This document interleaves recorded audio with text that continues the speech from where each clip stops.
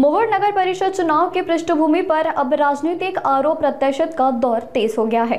मोहोर के पूर्व विधायक यशवंत माने ने उमेश पाटिल और विधायक राजू खरे पर गंभीर आरोप लगाए। यशवंत माने का कहना है कि राजन पाटिल और उन पर झूठे आरोप लगाने के लिए उमेश पाटिल ने एक महिला को 50 लाख रुपए की ऑफर दी थी। उन्होंने दावा किया है कि यह खुलासा खुद उस महिला ने उनके कार्यालय में आकर किया। माने ने यह भी गंभीर आरोप लगाया कि एक सार्वजनिक सभा में लाए जिससे सांसदीय और राजनीतिक में हलचल मच गई। तुमचंच नाही परंतु पूर्ण मतदारसंघामध्ये भूलथापा पाडणारी माणसं राजनजी पाटील मालक यशवंत माने यांच्यावरती चुकीच्या पद्धतीने आरोप करण्यात ते यशस्वी झाले आणि त्यांच्या आरोपाला मतदार सुद्धा भुलले गेले। मी तुम्हाला आज एक गोष्ट सांगणार आहे। आज बोलण्याचा उद्देश एकच आहे माझा। 12 महिने पूर्ण झाल्यानंतर एक गोष्ट आपल्याला बोलतो। जे मध्यंतरी त्यांच्या स्टेजवरती मालकांवरती आमच्यावरती टीका करते एक भगिनी आपली होती विज्युअलताई थिटे।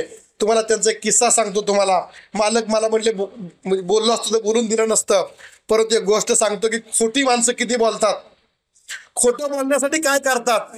म्हणजे जी टीम जी होती ना कशा पद्धतीने खोटी बोलत होती त्याचे तुम्हाला एक जिवंत उदाहरण सांगतो तुम्हाला। 25 ऑक्टोबर 2024 रोजी माझ्या पुतण्याचे एक पुण्यामध्ये एक ऑफिस आहे कन्स्ट्रक्शन कंपनीचं।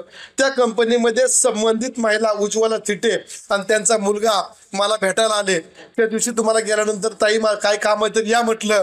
ते म्हणले मला तुम्हाला भेटायचंय। मी म्हटलं ताई उद्या मी पुण्यात येणार आहे त्यावेळेस भेटो। माझ्या पुतण्याचं एक ऑफिस आहे त्या ठिकाणी या। त्यांना ॲड्रेस पाठवला। ते 4च्या दरम्यान माझ्याकडे आले।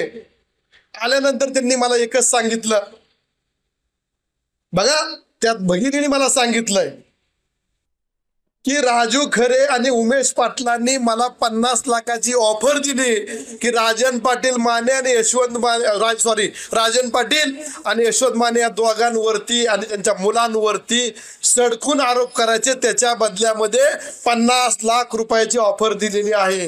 मी खोटं बोलत नाही। त्या भगिनीला तुम्ही विचारू शकता, त्यांना बोलू शकता, मीडियावाले जाऊन विचारू शकता। मग मी म्हटलं तुम्ही माझ्याकडे कशासाठी आला? ते म्हटलं तर तुमच्यावरनी काय बोलायचं म्हणून आलंय की तुम्ही मला काहीतरी द्या, मी तुमच्यावर बोलणार नाही। मी म्हटलं तर तुम्हाला काय देऊ, माझ्यावर बोलायसारखं हायच काय तुमच्यावरती? पण ती म्हणली काय बोलणार, बोलण्यावर काय असतंय म्हणली, पुढची माणसं ऐकतात म्हणली काय जरी नसेल तर। मग मी म्हटलं चला ऐकून घेऊ या महिलेच्या डोक्यामध्ये काय विषय।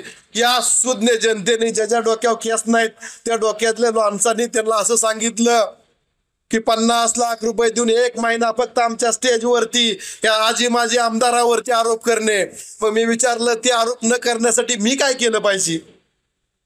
त्या भगिनीने सांगितलं माझ्या मुलासाठी एक नवीन करकरीत इनिवा गाडी द्या आणि ती इनिवा गाडी पुढे चालवण्यासाठी अकाउंटवरती 10 लाख रुपये मला पाठवा।